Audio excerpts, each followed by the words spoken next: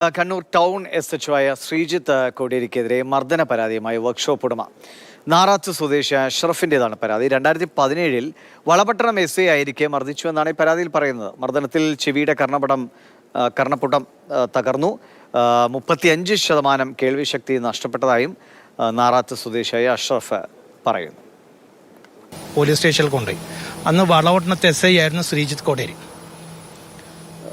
ഞാൻ പോയപാട് എന്നെ പിടിച്ചൊരു പോലീസുകാരൻ കൈ പിടിച്ച് അകത്ത് പറ്റി ലോക്കപ്പ് മുറിയുടെ അടുത്ത റൂമിൽ കൊണ്ടുപോയി എന്നോട് ഇരിക്കാൻ പറഞ്ഞു. ഇരുന്നപ്പോൾ അയാൾ പറഞ്ഞു, SI ഇപ്പം വരും, നിനക്കൊരു സമ്മാനം തരാം. ഞാൻ അത് കേട്ട് എഴുന്നേൽക്കുമ്പോൾ തന്നെ SI കാര്യം നിന്നോട് ആരുടെ സീറ്റിൽ ഇരിക്കാൻ പറഞ്ഞു. എന്നിട്ട് അയാൾ എൻ്റെ 2 ചെവി അടക്കം അടിച്ചു. അപ്പം തന്നെ എനിക്ക് അടി കഴിഞ്ഞപ്പോൾ തന്നെ എനിക്ക് ഒരു ചെറിയ മൂളിച്ചൊക്കെ വരാൻ തുടങ്ങി. പിന്നെ അയാൾ എന്നെ കേട്ടാൽ അറക്കുന്ന ഭാഷ തെറിയൊക്കെ പറഞ്ഞു, ചീത്തൊക്കെ വിളിച്ചു. അങ്ങനെ കുനിച്ച് പിടിച്ച് എന്നെ അടിച്ചു. അവസാനം ഇയാൾ എന്നെ മുട്ട് എടുത്ത് കുത്താൻ പോകുമ്പോൾ ഞാൻ കാലെ പിടിച്ചിട്ട് സാറേ അടിക്കല്ല, എനിക്ക് നോമ്പുണ്ട് എന്നൊക്കെ പറഞ്ഞു. കാരണം ഇത് ആരോഗ്യപേക്ഷ തന്നെ എൻ്റെ ചെവി 2 ഇതാക്കി. ഞാൻ പിറ്റേന്ന് ഡോക്ടറെ എടുത്തു. അന്ന് വെള്ളിയാഴ്ചയാണ് ഈ സംഭവം നടക്കുന്നത്. ശനിയാഴ്ച ഡോക്ടറെ അടുത്ത് പോയപ്പോൾ ഡോക്ടർ പരിശോധിച്ചിട്ട് പറഞ്ഞു, അന്ന് AK ഹോസ്പിറ്റലിലാണ് കാണിച്ചു. അന്ന് സർജനെ കാണിച്ച് പറഞ്ഞ് ചെവിൻ്റെ 2 കർണപുടം പൊട്ടീന് അഡ്മിറ്റ് ആവണമെന്ന് പറഞ്ഞു. അപ്പോൾ പരിശോധനയിൽ കർണപുടമൊക്കെ പൊട്ടിയിട്ട് 35% ഒരു സൈഡിലും 20% ഒരു സൈഡിലും കേൾവി ശക്തിയൊക്കെ കുറവാണ്. ഇപ്പോൾ അതിൻ്റെ വിഷമങ്ങളൊക്കെ എനിക്കുണ്ട്. അങ്ങനെ ഇതുമായിട്ട് ഇവർ കംപ്ലൈൻ്റ് ഒന്നും എടുത്തില്ല. ഞാൻ മുഖ്യമന്ത്രിക്കും DGPക്കും കണ്ണൂർ DIGക്കും കണ്ണൂർ SP ഒക്കെ പരാതി കൊടുത്തിട്ടൊന്നും അവർ ഇതെടുത്തില്ല. അങ്ങനെ 2019 ഞാൻ കോടതിയിൽ സ്വകാര്യ അന്യായം ഫയൽ ചെയ്തിട്ടാണ് ഇത് കേസ് വന്നത്. ഇപ്പോൾ കേസ് വിചാരണ നടന്നുകൊണ്ട് 2 ആഴ്ച മുന്നേ ഡോക്ടർക്ക് വിസ്തരിച്ചിട്ടുണ്ട്. എന്നെ ചികിത്സിച്ച ഡോക്ടർക്ക് വിസ്തരിച്ചിട്ടുണ്ട്, 2 ഡോക്ടർമാർ. പിന്നെ ഇത് തീർക്കാൻ വേണ്ടിയിട്ട് ഒരുപാട് ഭാഗത്തു നിന്നൊക്കെ പ്രഷറൊക്കെ ഉണ്ടായിട്ടുണ്ട്, ഓരോ പ്രലോഭനങ്ങളൊക്കെ ഉണ്ടായിട്ടുണ്ട്. പിന്നെ ഞാൻ അതിനൊന്നും നിന്നില്ല, കേസുമായിട്ട് മുന്നോട്ട് പോകാനാണ്. 2017 സംഭവം ഉണ്ടായതിന് പിന്നാലെ അന്ന് അഷ്റഫ് നൽകിയ പ്രതികരണത്തിലേക്ക് കൂടി പോവാം. കർണപടം 2 പൊട്ടിയതായിട്ടാണ് ഡോക്ടർ പറഞ്ഞത്. ഇന്നലെ ഡോക്ടറെ കണ്ടപ്പോൾ അങ്ങനെയാണ് പറഞ്ഞത്. ഇതിലാണ് അഡ്മിറ്റ്.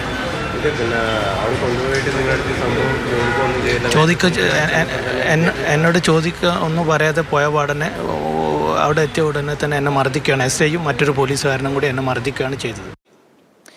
ഫിലിക്സിൻ്റെ വിവരങ്ങളായി. ഫിലിക്സ് ഇപ്പോൾ 2017 ഇപ്പോഴത്തെയും പ്രതികരണങ്ങൾ കേട്ടു. ഇപ്പോൾ ഈ സമീപകാലത്തെ സംഭവങ്ങളുടെ വെളിച്ചത്തിലാണോ അഷ്റഫ് വീണ്ടും ഈ കാര്യവുമായി രംഗത്ത് വരുന്നത്, അതോ അദ്ദേഹം ഏറെക്കാലമായി ഇതിൻ്റെ ഒരു നിയമ പോരാട്ടം തുടരുകയാണോ?